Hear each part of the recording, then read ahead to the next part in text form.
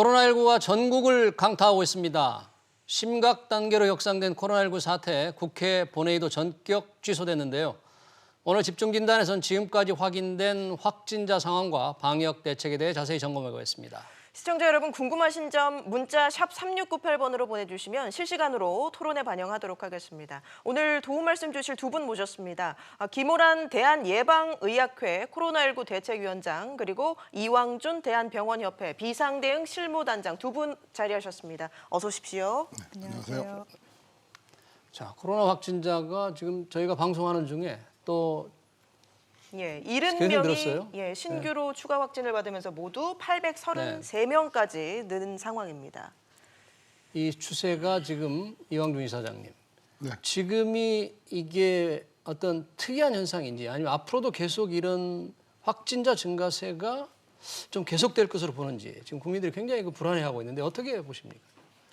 확진자 증가세는 나름대로 이제 계속 될 거라고 보고요. 근데 요 속도가 이제 어느 정도로 가파르게 될 건지 또는 지금 대구 경북 쪽에 지금 의심 환자들이나 그동안 집단적으로 지금 확진 검사에 들어갔던 대상자들이 이제 속속들이 또 그 결과가 나오고 있기 때문에 이제 여기에서 일단 많은 대량의 숫자가 지금 나오고 있는데 그거 이외에 다른 지역에서 얼마만큼 더 이제 추가 환자들이 더 빠른 속도로 나올 것인가는 지켜봐야 될 것 같고요. 뭐 그런 측면에서는 그 지역 감염의 전국적 확산 속도가 대구 경북 쪽에서의 특수한 상황에서 시작한 어떤 흐름과 그다음에 원래 그 서울 경기를 중심으로 시작했던 흐름이 두 개의 곡선이 어떻게 마주치면서 갈 건가는 조금 지켜봐야 될 거라고 생각합니다. 그럼 현재의 이 상태는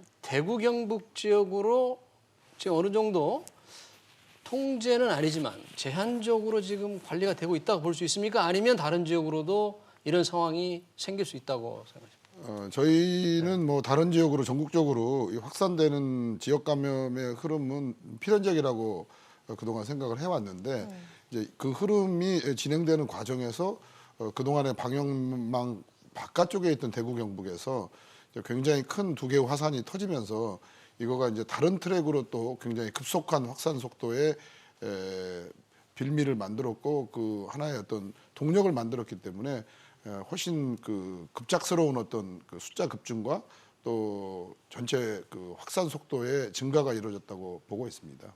지금 조금 전에 들어온 속보에 따르면 지금 확진 환자 수가 833명까지 늘었습니다. 이렇게 되면 지금 뭐 1000명을 돌파하는 것도 시간 문제일 것 같은데 지금 뭐 중국, 일본의 크루즈선 환자를 제외한다면 중국 다음으로 우리나라가 지금 확진 환자 수가 가장 많은 상황이죠? 예, 맞습니다. 지금 우리나라 대구 경북의 신천지 교회 관련한 환자 수의 내용을 보면 사실 일본의 크루즈선과 비슷한 양상입니다. 이미 굉장히 많은 사람들이 집단적으로 모여서 서로 그 안에서 여러 번 접촉하면서 이제 전파가 된 것으로 생각이 됩니다. 김호란 교수님은 그러면 이제 중국에서 우한에서도 확진자가 굉장히 늘 때 이 고비가 언제일 것인가가 굉장히 그 주목을 끌었었는데 우리의 경우에는 그러면 이게 고비가 언제 시점이 지금 어떻게 봐야 되는 건지 앞으로 며칠 새가 어떤 이 전체의 상황의 변화를 예측할 수 있는 그 고비가 될 건지 어떻게 보십니까? 지금 일단 나오는 확진자들은 이미 우리가 인지하기 전에 서로 접촉이 다 돼서 감염된 사람들이 확진이 되는 거고요. 사실 이제 지난주부터 확진자가 증가하기 시작했는데 그때부터 이제 강력한 이제 조치가 들어가면서 많은 사람들이 접촉을 줄이기 시작했습니다. 그거를 제대로 했다면 앞으로 한 1, 2주 안에 이제 줄어들 것으로 생각하는데 문제는 사람들 간의 거리두기를 얼마나 제대로 할 수 있느냐 그것이 문제입니다. 조금 전에 또 속보가 들어온 것을 전해드리면 지금 계속해서 속보가 들어오고 있습니다. 지금 확진자 가운데 13명이 군에서 나온 것으로 확인이 되고 있습니다.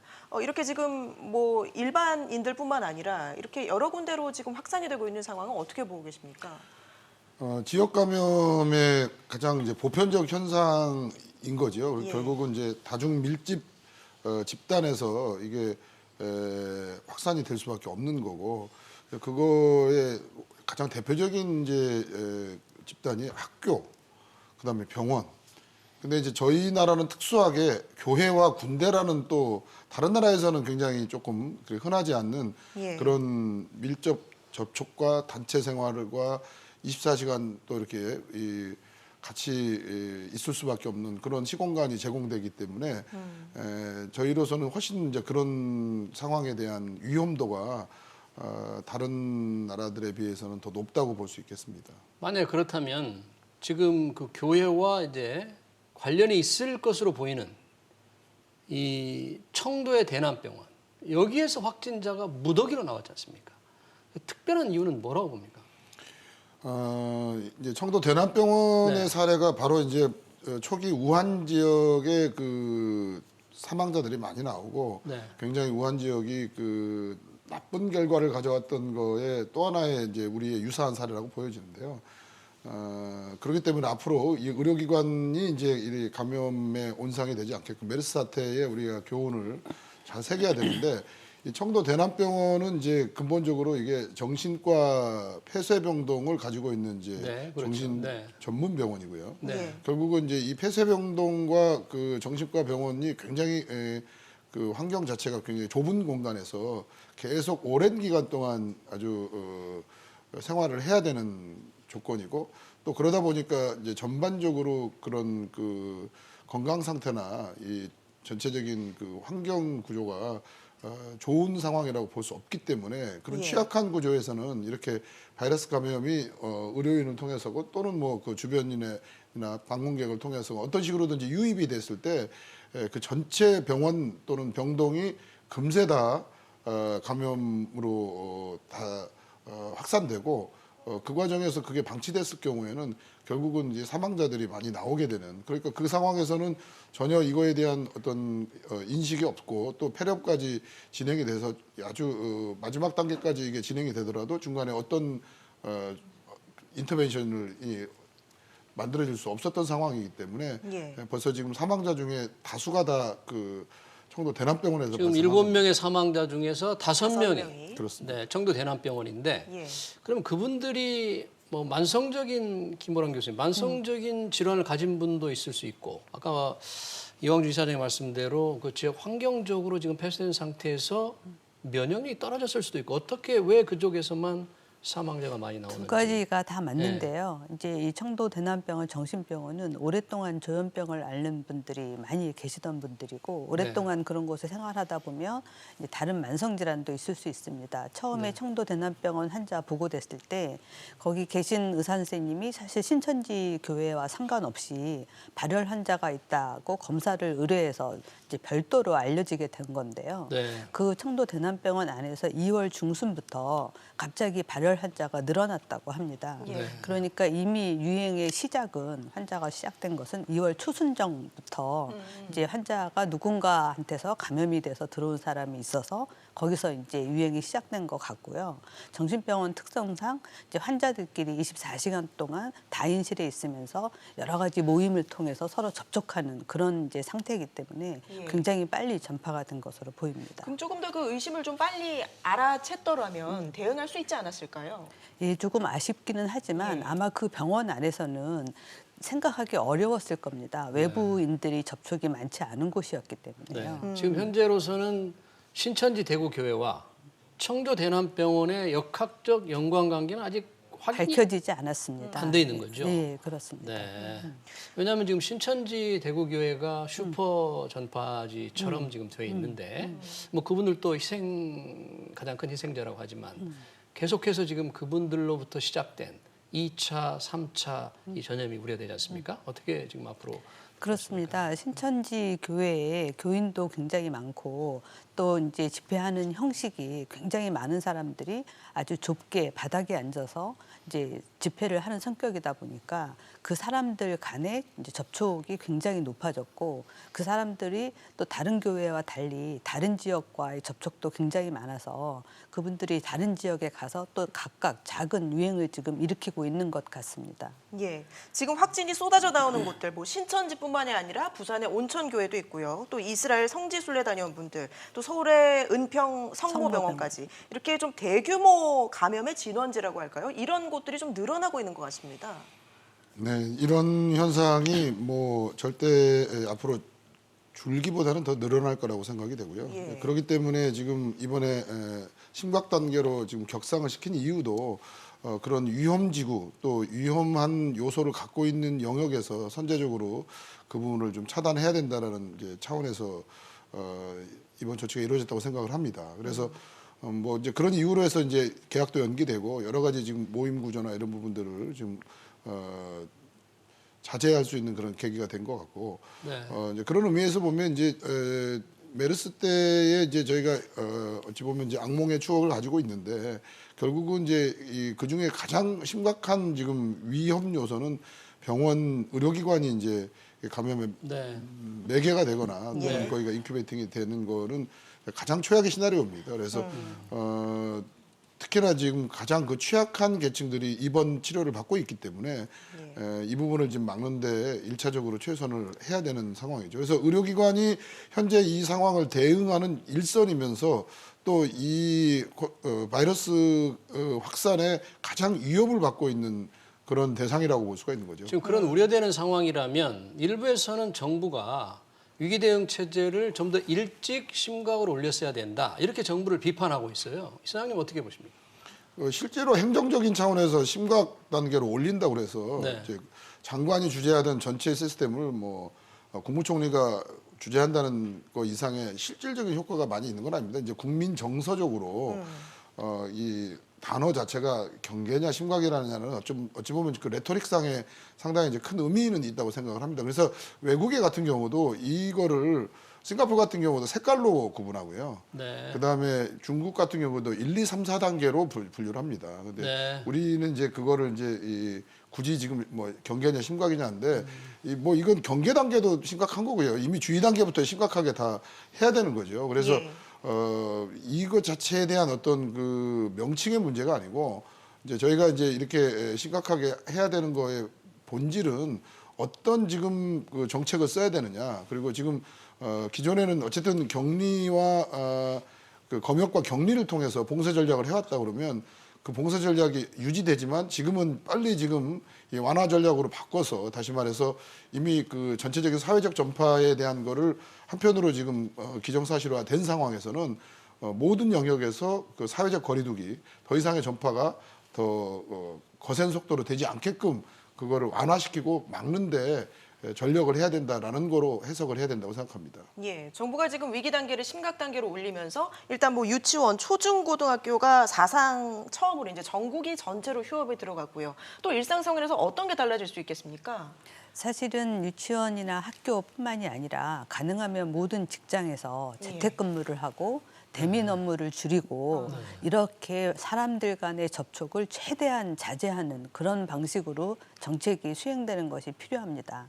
우한이 1,100만이나 되는 도시인데 지금 거의 한 달째 봉쇄를 하고 있잖아요. 네. 그 가운데에서도 기존에 접촉된 환자들 아니면 가족에서 접촉한 사람들, 의료인들에서 환자들이 계속 쏟아져 나왔잖아요. 네. 우리나라가 우한에서 그런 점을 배운다면 좀 더 적극적으로 모든 사람들의 접촉을 최근 앞으로 한 일주일 내지 한 열흘 정도는 자제하는 방향으로 나갈 필요가 있다고 지금 봅니다. 정부는 대구, 경북에서만 지금 2주 정도 이동을 좀 자제해달라는 권고를 했잖아요. 그러면 전 국민에게 그런 권고를 공식적으로 좀 할 필요가 있을까요? 제 생각에는 그렇습니다. 네. 그럼 대중교통에도 좀 이용 제한을 두는 이런 것도 필요하다고 보십니까? 꼭 교통이 문제가 아닙니다. 예. 가장 중요한 거는 사람들 간의 접촉을 줄여야 되고 더 중요한 거는 최소한 아픈 사람이 밖에 나오지 말아야 됩니다. 그러니까 네. 이 이제 코로나 바이러스 19의 특징은 초기에 증상이 굉장히 미미한데 네. 병원에서 환자들의 바이러스 나오는 양을 재보면 초기에 가장 높습니다. 네. 예, 그렇기 때문에 전파력이 제일 높다는 거죠. 예. 그런데 초기에 증상이 약하니까 환자들은 잘 모르고 돌아다니게 됩니다. 그렇죠. 그래서 저희가 자꾸 강조하는 것이 네. 아주 작은 증상이라도 몸에 이상이 있는 사람은 가능한 한 일단 집에서 쉬어라. 그리고 3, 4일 정도 경과를 본 다음에 그래도 심해지면 이제 1339에 연락해서 검사를 받든지 해달라 이렇게 요청을 드리는 겁니다. 예, 저희가 지금 시청자 문자를 통해서 문의 사항들 받고 있는데 이런 문의가 있습니다. 요즘에 이제 마스크 구하기가 힘들지 않습니까? 워낙 가격도 많이 뛰었고요. 근데 마스크를 정말 구하기 힘든 상황, 마스크가 없는 상황에서는 어떻게 대처를 해야 되냐 이런 질문이 지금 들어와 있습니다. 예, 가능하면 마스크를 쓰는 게 좋고요. 예. 정 없으면 집에 있는 방한용 마스크라도 일단 쓰는 게 좋습니다. 방한용 마스크, 일반 예. 천 마스크. 예, 그렇습니다. 그리고 사람들이 별로 없는 거리에서는 사실 쓸 필요가 없습니다. 일단 사람이 많은 곳에서 쓰는 게 그러니까 필요하죠. 바깥에 돌아다닐 때는 오히려 쓸 필요가 없다. 그렇죠. 네. 사람이 많지 않은 길거리에서 쓸 필요는 네. 별로 없고 사람이 많이 모여 있는 장소에 들어가게 된다거나 이제 뭐 전철을 탄다든지 사람들 간에 접촉이 빈번하게 이루어질 것 같은 장소에서 마스크를 쓰는 게 중요합니다. 그러면 실내에서 네. 아무래도 사무실 같은 데서는 일하면서 계속 쓰고 있는 게 훨씬 낫겠네요. 사무실에서 혼자 책상 앞에 앉아 있다면 상관이 없겠지만 네. 사람들 간의 거리가 굉장히 가깝고 네. 혹시라도 대면 업무를 한다 그렇다면 하는 게 필요하죠. 네, 이왕주 이사장님 몇 가지 궁금한 것들이 있는데 이 이스라엘 성지 순례단이 대부분이 감염이 됐지 않습니까? 네. 근데 이스라엘 현지에서는 확진자도 없는데 도대체 이 감염 경로란이 어떻게 이게 됐을까? 전부 거의 그 성지순례단 중에 어느 분이 이제 아주 미약한 증세를 가지고 네. 또는 뭐 아직 그 잠복기 상황에서 같이 여행을 갔다가 거기서부터 이제 같이 생활을 하면서 거기 있는 분들이 다 감염이 되고 이제 돌아오면서 할 수도 있는 거고요. 네. 그러니까 지금 저희가 이제 그동안 이번 신종 코로나 바이러스의 전체적인 역학적 특성과 임상적 특성은 이제 상당히 많은 이제 시간이 벌써 경과했고 네. 중국에서도 거의 뭐 10만 명 가까이 이제 많은 환자들이 생겼고 저희도 좀 환자들을 많이 경험했기 때문에 그 일반적인 코스와 일반적인 양상은 이제 파악이 돼 있습니다. 그래서 이미 지금 그 전체적으로 잠복기가 한 5일에서 7일 정도 사이에 네. 있고 그 다음에 그 유증상이 나타나면서부터 이제 한 일주일 사이에 이제 폐렴이 나타나는 경우도 있고 폐렴을 앓지 않고 아주 가볍게 지나가는 경우도 있고 그래서 전체적으로 매우 가벼운 증상으로 이제 이게 통과되는 경우가 한 80%이고 한 20% 정도가 그 폐렴이 좀 심해지면서 조금 중증의 증상을 보이는 거고 그 중증의 증상을 보이는 한 20% 정도의 환자 중에 한 10% 정도가 상당히 조금 더 심각한 이제 상태로 중환의 상태로 갈 수가 있다라는 예. 이제 그런 통계적인 흐름을 갖고 있는 겁니다. 그래서 저희가 이게 무조건 확진이 됐다고 해서 모든 환자들이 다 위험한 것도 아니고 대부분의 한 80% 이상의 환자들은 감기와 같은 굉장히 경미한 어떤 과정을 갖고 그중에 한 20%는 폐렴까지 앓는 조금 이 중증의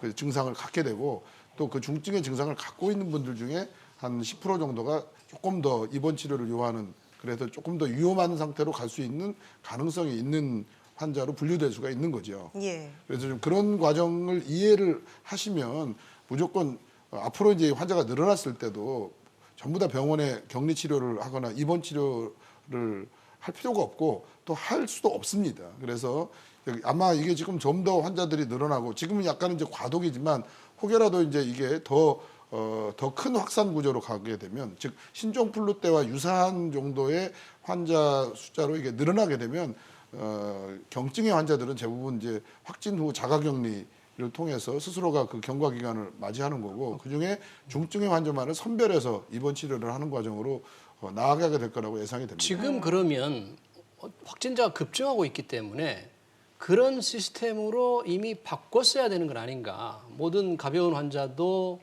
뭐 이렇게 그 검사를 해가지고 음압병종 이렇게 하는 게 아니고 그런 시스템이 좀 부족한 거 아닙니까? 잘못되어 있는 거 아닙니까? 지금? 지금 이제 그 과정을 빨리 이제 네. 트랜잭션을 해야 되는 그거로 지금 전환돼야 되는 시기인 거죠. 그래서 네.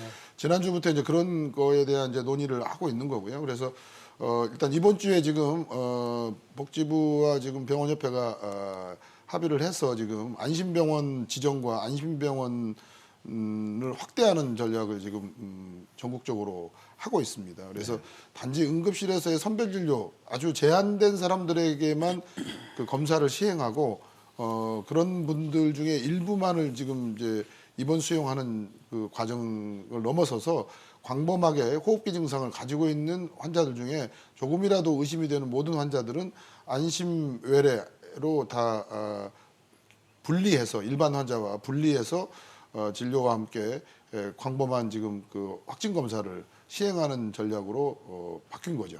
예, 김우란 교수님, 오늘 이제 국회에서 전문가 간담회가 열렸는데 이곳에서 뭐 확진을 걸러낼 대량 스크린 센터 구축을 건의하셨다고 들었습니다. 이게 어떤 시설인가요? 예, 저희가 지금 이제 질병관리본부나 복지부에 자문을 하고 있는 여러 학술단체가 모여 있는 범대위라는 게 있습니다. 거기에서 이제 많이 제안이 나왔던 얘긴데요. 예. 지금 굉장히 이제 큰 문제가 접촉자 숫자가 굉장히 많기 때문에 한꺼번에 검사를 해야 됩니다. 근데 우리가 검사를 할 수는 있는데 검체 채취하는 데 시간이 많이 걸립니다. 네. 선별진료소나 보건소에 가서 줄을 서서 검사를 하려면 시간이 많이 걸리죠. 예. 네네. 네, 그리고 또 검사를 하고 난 다음에 결과가 나올 때까지 이 환자가 어디선가 기다려야 됩니다. 네. 그럼 병원의 병실이나 이제 음압실이나 이렇게 들어가서 기다리게 되면 길게는 하루 이틀 동안 거기서 기다려야 되거든요. 지금 그럼 결과가 그 6시간 만에 나오는 그런 시스템 아닌가요? 검사 자체 돌아가는 시간은 그렇지만 네. 검체 채취를 해서 보내는 데 시간이 걸리고 아, 그 전후 그렇군요. 시간이 예, 걸리는 그렇죠. 예. 그리고 네. 검체가 많이 쌓여 있으니까 검사기기에 넣는 데까지 시간이 많이 걸리는 네. 거죠. 그래서 저희가 제안한 것은 네. 이제 무슨 큰 공설 운동장 같은 데서 네. 차를 타고 오셔서 어떤 분들이 이제 그 의심이 있는다고 생각하는 사람? 확진자하고 접촉했던 분들, 확진자. 그다음에 신천지교회에 갔었기 때문에 이제 의심이 돼서 검사를 받아보라고 권고를 받았던 분들 이런 네. 분들은 가서 이제 검사를 받으셔야 되는데 네. 지금 증상이 심하지는 않은 그런 분들은 이제 차를 타고 오셔서 차에서 내리지 않은 상태로 네. 차 안에서 네. 창문만 내리고 검사를 하는 거죠. 아, 네. 그렇게 검사 가능합니까? 그렇습니다. 이제 코에다가 깊숙이 이제 스틱을 넣어서 검사를 네. 하는 거기 때문에 예. 그렇게 검사를 하고 그분은 집에 가서 기다리는 겁니다. 드라이브 스루 형태로 그렇습니다. 보냈을 때. 예, 예. 네. 그렇게 해서 검사를 많이 해서 한꺼번에 판단을 내려주면 환자를 굳이 병원에서 이제 음압실에서 두고 기다리게 할 필요도 없고 환자도 편하고 검사도 좀 빨리 진행할 수 있는 그런 장점이 있습니다. 지금 네, 대구 같은 경우에 대구 경북 같은 경우에 이제 의심 환자도 굉장히 많기 때문에 이 진단 키트 하루에 뭐 5, 6천 개 정도는 지금 태부적 아닌가. 이렇기 때문에 지금 김우란 교수님의 생각 상당히 합리적으로 보이는데 어떻게 미리 이제 그 다 검사 요구를 수용해야 될지. 네, 지금 뭐 비슷한 발상으로 네. 지금 대구 경북 같은 경우는 이제 그렇게 드라이브 트루까지 가능할 정도로 이제 큰 공설 운동장을 빌려서 하는 네. 것도 가능하고요.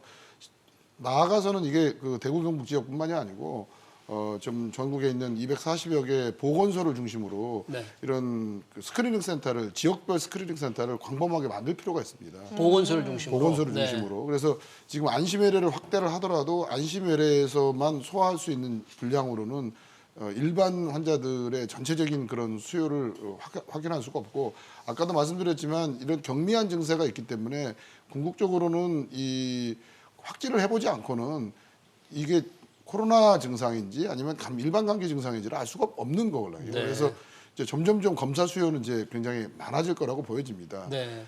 그런 상황에도 본다 그러면 이런 이제 그 스크리닝 센터를 좀 지역별로 지금 광범하게 만드는 게 첫 번째 또 하나의 관건이고요. 두 번째로는 이제 이 검사 키트에 관련된 이제 이슈들이 만들어지고 있는데 이 검사 키트가 이제 지금 보급되기 시작을 했는데 그래도 지금 아직까지는 이 검사 키트들의 이 밸리데이션에 대해서 근본적으로 지금 다른 나라에서 제기되는 것보다는 좀 좋은 이제 반응을 보이고 있는데 아직까지도 지금 그래서 이 검사 키트를 만들기 위한 여러 업체들이 지금 대기 중에 있습니다. 그래서 네. 지금 뭐 10여 개 업체가 지금 이미 다 샘플을 제출해서 지금 요 승인을 받기를 기다리고 있기 때문에 사실은 조금만 더 서둘러서 이제 여기서 제대로 된 지금 여러 업체들의 지금 진단 키트들이 계속 그 승인을 받고 여기서 이제 양산 체제로 계속 들어간다고 한다면 검사 키트 자체의 그 분량이 모자라서 검사를 확대 못하는 게 아니고 아직까지로 우리가 지금 제일 큰 병목 현상은 검체를 채취하는 과정에 있기 때문에 네. 이 광범위한 어떤 스크리닝 센터와 또 이 안심병원을 확대를 통한 이제 여러 가지 검체 확보의 용이함을 확보하는 게 지금은 가장 중요한 전략이라고 보여집니다. 예, 지금 뭐 의료 현장은 이미 포화 상태가 된 것으로 알려지고 있는데 특히 이 대구 같은 경우는 음압병상 가동률이 벌써 뭐 100%를 넘어섰다고 하죠. 뭐 다른 지역들도 뭐 지금 상황이 비슷하고요. 예, 맞습니다. 예. 우리나라에서 국가 지정은 한 200여 개를 가지고 있고 전국적으로 그 다음 단계 지역에서 확보하고 있는 음압 격리 병상은 1027개니까 한 1000개 정도죠.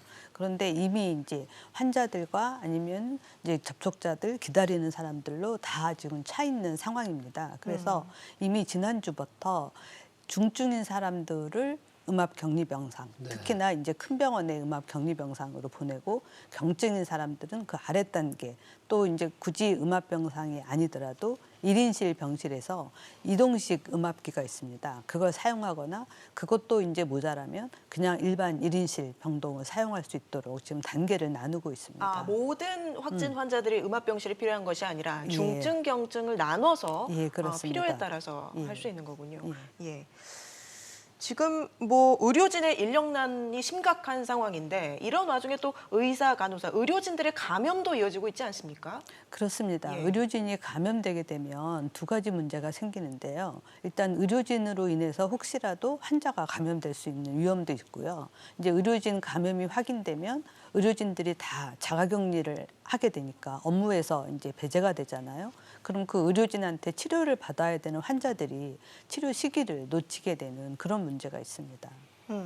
예, 조금 전에 또 속보가 들어왔습니다. 보건당국이 밝힌 바에 따르면 경북대병원에서 치료 중인 확진자 1명이 사망했다는 소식입니다. 이렇게 해서 지금까지 이 코로나19로 인한 사망자가 모두 8명으로 집계가 되고 있습니다. 네, 이사장님, 지금 사망자도 오늘 좀 8명으로 늘었고 또 확진자도 지금 계속되고 있는데 이게 감기 증상처럼 오는 사람도 꽤 많다고 한다면 이 병원체 이 문제는 좀 장기적인 상황으로 가지 않을까. 그러니까 장기적으로 계속될 걸 걱정해야 될 단계 아닌가요? 이번 그 코로나 바이러스는 처음부터 워낙 그 확산력이 크기 때문에 네. 코로나 바이러스의 이 전체적인 확산과 그 마지막 이 감염병의 어떤 그 종료 과정은 메르스 때 양상보다는 신종플루의 양상을 띄울 것이다라는 게 모든 이제 전문가들의 의견이었고요. 네. 그래서 신종플루 같은 경우는 2009년도에 전체 확진자 숫자가 74만 명으로 얘기되고 있습니다. 네. 그리고 실제로 그 당시에 타미플루를 투여했던 사람들이 거의 400만 명까지 이 숫자로 좀 돼 있는데 네. 나중에는 사실은 그래서 신종플루를 확진 검사를 안 했고요. 타미플루가 많이 이제 확보된 이후에는 타미플루 처방으로 그냥 그렇죠. 이 감기약 증세만 있으면 먹듯이. 뭐 그냥 감기 처방하듯이 다 처방을 했던 거죠. 근데 지금은 저희가 제일 이제 신종플루에 비해서 취약점이 그런 타미플루를 대신할 수 있는 치료제가 없고 예. 오히려 이제 증증 환자들 같은 경우는 여러 가지의 어떤 항바이러스제를 어떻게든지 이제 사용을 해서 병원에서 중환들을 치료를 하겠지만 지금 아주 경미하거나 기본적인 지금 그 초기 단계나 그 단지 확진을 했다는 이유만으로 치료할 수 있는 방법은 없는 겁니다. 그래서 그런 기본 환자들에게 있어서는 자연 치유의 과정을 기대할 수밖에 없는 상황이고 따라서 그런 상황에서는 뭐 병원에 입원을 하지 않더라도 자가격리를 해서 그 기간에도 다른 사람한테 감염시킬 우려가 있기 때문에 앞으로 이제 상당히 많은 환자들이 병원에 입원하는 그 캐파를 넘어서게 되면 근본적으로 자가격리를 원칙으로 해서 중증 환자와 경증 환자를 가르는 것이 가장 중요한 이슈가 될 거라고 생각이 됩니다. 그러면 치료제는 그렇다 치더라도 백신도 그러면 일정 기간 안에 나올 확률이 지금 굉장히 낮은 힘듭니다. 건가요? 신종플루는 인플루엔자 백신을 이미 기존에 만들고 있었기 때문에 같은 방식으로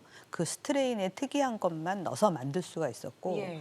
그 당시에 우리나라가 정말 운이 좋게도 조류 인플루엔자를 대비해서 화순에 이제 인플루엔자 백신을 만들 수 있는 공장을 막 설립한 다음이었습니다. 예. 그래서 그 공장에서 처음으로 신종플루 백신을 생산한 거였거든요. 이미 좀 대비가 돼 있었군요. 그렇습니다. 이제 딱 이게 맞았기 때문에 그게 가능했던 거고요.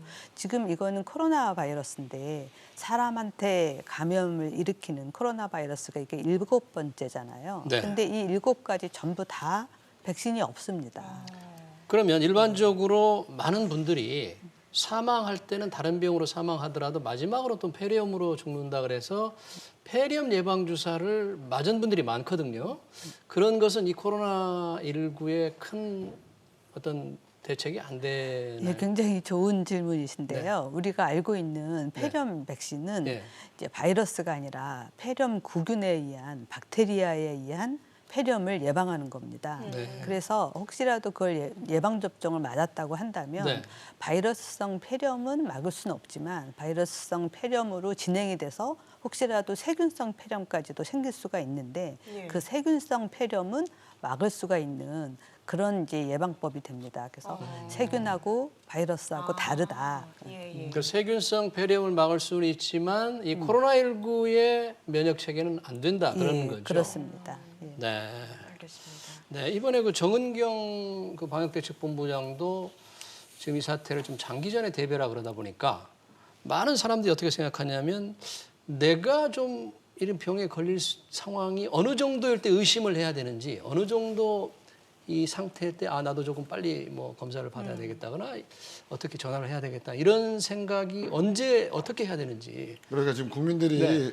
지금 이 상황이 이제 벌어졌을 때 이 초기의 상황을 잘 벗어날 수 있으면 본인들은 위험 요소에서 벗어났다고 생각하는데 이게 가장 큰 그 피크 곡선을 지나더라도 네. 이건 계속 2, 3개월간 여러 곳에서 지금 잔존해 있습니다. 그렇기 때문에 네. 지금 예를 들어서 3월 초중순까지 내가 안 걸렸다고 그래도 얼마든지 4월, 5월 달에 다시 감염이 걸릴 수 있는 찬스는 굉장히 많은 거고요. 네. 그렇기 때문에 요 지역사회 감염의 어떤 특성상 이거는 이제 그 본인들의 개인적인 운에 맡길 게 아니고 우리의 지금 그 기간 동안에 전체적인 국민들이 새로운 좀 이 시민의식을 가지고 스스로 개인 위생을 철저히 하고 서로가 지금 남들한테 이제 혹여라도 이게 피해를 주지 않게끔 하는 그런 새로운 그 예절 문화랄까요? 새로운 건강 에티켓이 이제 보편화되는 그런 계기가 되지 않을까라고 생각이 됩니다.